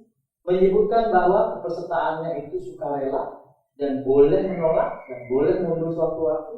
Dan bagaimana peneliti menjaga confidentiality dan siapa yang mengakses medical recordnya. Kemudian bahwa semua informasi yang baru terkait penelitian akan diberikan ke pasien itu dalam waktu yang sesuai. Siapa kontaknya jika terjadi apa-apa. Kemudian pada kasus apa kemudian pasien itu kita terminasi, maksudnya dikeluarkan dari penelitian. Berapa lama penelitian itu berlangsung, berapa banyak orang yang akan ikut penelitian, dan seterusnya. Banyak sekali informasi. Ya. Bedanya protokol sama dengan lembar informasi apa? Bedanya protokol. Di sini disebutkan bahwa harus ada tujuan, harus ada terapi apa yang diberikan. Bagaimana proses randomisasi, prosedur. Lihat di sini tadi hampir sama, ada trial design, ada objektif. Bedanya apa? Bahasa. Kalau di dalam protokol dia scientific. Ya. Jadi Anda boleh menggunakan bahasa-bahasa saintifik, medik, terminologi dan sebagainya. Tapi informed consent bisa? Enggak bisa. Kenapa? Karena ini diberikan pada orang awam. Ya, pada pasien yang tidak memahami istilah-istilah saintifik. Sehingga semuanya harus dibuat dalam bahasa yang mudah dimengerti oleh partisipan. Oke. Kemudian ada istilah yang kita sebut investigator brochure. Apa itu investigator brochure? Jadi dia adalah suatu dokumen yang berisi data atau kumpulan informasi mengenai produk yang akan kita teliti. Ya, itu disebut investigator brochure. Contoh, kalau kita mau melakukan uji klinik pada manusia, maka studi-studi in vivo, in vitro itu ada di situ. Uji mengenai sertifikat analisis dari produk, hasil penelitian-penelitian sebelumnya. Kemudian bagaimana obat itu harus disimpan. Informasi mengenai berapa expired date dari produk tersebut. Dan seterusnya. Itu dikompilasi dalam satu dokumen yang disebut investigator brochure. Sehingga ada ilmu farmakologinya, farmakokinetik, farmakodinamik, dan seterusnya. Itu ada di dalam yang kita sebut investigator brochure. Ini dibuat oleh siapa? Oleh sponsor. Jadi ingat waktu punya sesinya Prof. Magdalena bahwa ethical committee meminta ini. Nanti investigator brochure. Ya, jadi sponsor akan memberikan ini ke investigator dan ethical committee karena ini merupakan scientific informasi terkait produk yang akan diteliti tersebut. Sehingga Anda nanti yang akan melakukan studi baik itu obat, alat kesehatan, herba, produk makanan, kosmetik, ini disiapkan dulu. Kenapa? Karena Anda yang menjadi sponsor penelitian tersebut. Karena produk itu milik Anda. Anda yang melakukan uji kliniknya, sehingga Anda menginisiasinya, Anda adalah sponsornya, sehingga Anda harus mendapatkan informasi. Kemudian ada CRF. Ya. Ada yang familiar dengan CRF?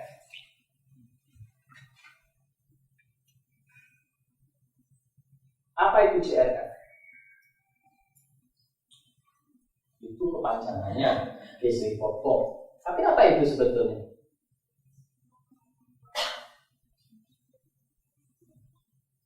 Seperti laporan kegiatan pertama, saya belum pernah uji klinik sih. Kalau kemarin cuma survei KAP, kita mengirim report ke sponsor. Ya, bukan berarti itu report, itu artinya itu laporan, bukan itu yang dimaksud.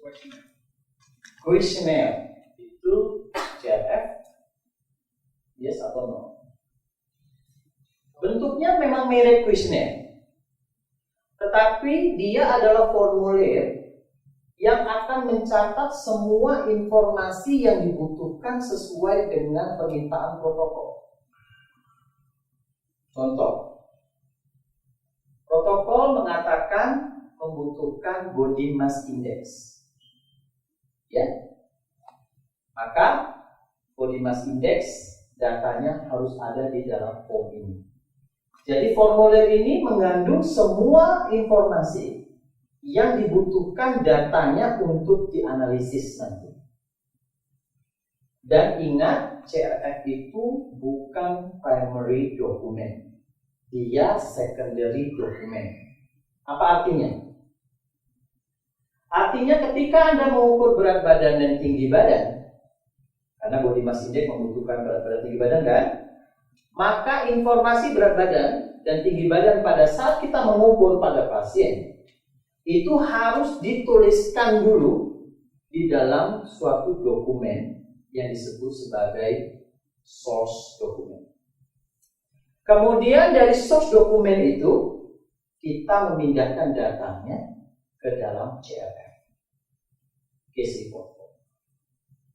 Jadi case report form itu adalah suatu formulir yang mencatat semua informasi yang kita inginkan untuk dianalisis, sehingga dia akan berisi variabel-variabel yang diinginkan oleh protokol. Di dalam dokumen sumber atau source dokumen, informasinya mungkin jauh lebih banyak. Saya beri contoh. Dokumen kita menginginkan bahwa subjek yang diteliti itu harus sehat. Nanti di dalam CRF ditanya di situ, apakah pasien sehat atau tidak? Maka jawabannya yes. Untuk bisa memasukkan yes, dia sehat, mungkin kita harus melihat di dalam source dokumen. Di sana disebutkan bahwa sehat itu artinya berat badan normal, tinggi badan normal, misalnya blood pressure normal, kolesterol normal, anemia, tidak anemia, dan sebagainya. Baru kita sebut normal. Jadi informasi yang kita butuhkan mungkin jauh lebih banyak untuk kemudian kita catat di dalam source dokumen. Tetapi tidak semua informasi source dokumen itu dibutuhkan di dalam CRF. CRF hanya mencatat informasi-informasi yang hanya dibutuhkan oleh protokol. Kita akan bicara lagi besok pada data manajemen, ya, mengenai ini. Nah, tujuan dari CRF ini adalah tadi mengkolek semua data yang dibutuhkan dalam analisis. Yang kedua, secondary tujuannya adalah sebetulnya juga dia mengingatkan investigator. Jadi investigator kalau melihat di CRF ini saya butuh misalnya body mass index, maka saya harus mengukur berat badan tinggi badan. Kadang-kadang kita lupa gitu apa yang harus kita lakukan, dan ini menjadi petunjuk. Kemudian bagi sponsor, dia akan melihat penelitinya ini mematuhi protokol tidak. Jadi kalau ada datanya missing, artinya tidak ada di dalam dokumen itu, CRF itu nggak ada datanya, kemungkinan tidak diperiksa oleh peneliti. Betul nggak? Kalau tidak diperiksa artinya apa? Deviasi dari protokol, karena protokol menginginkan data itu ada.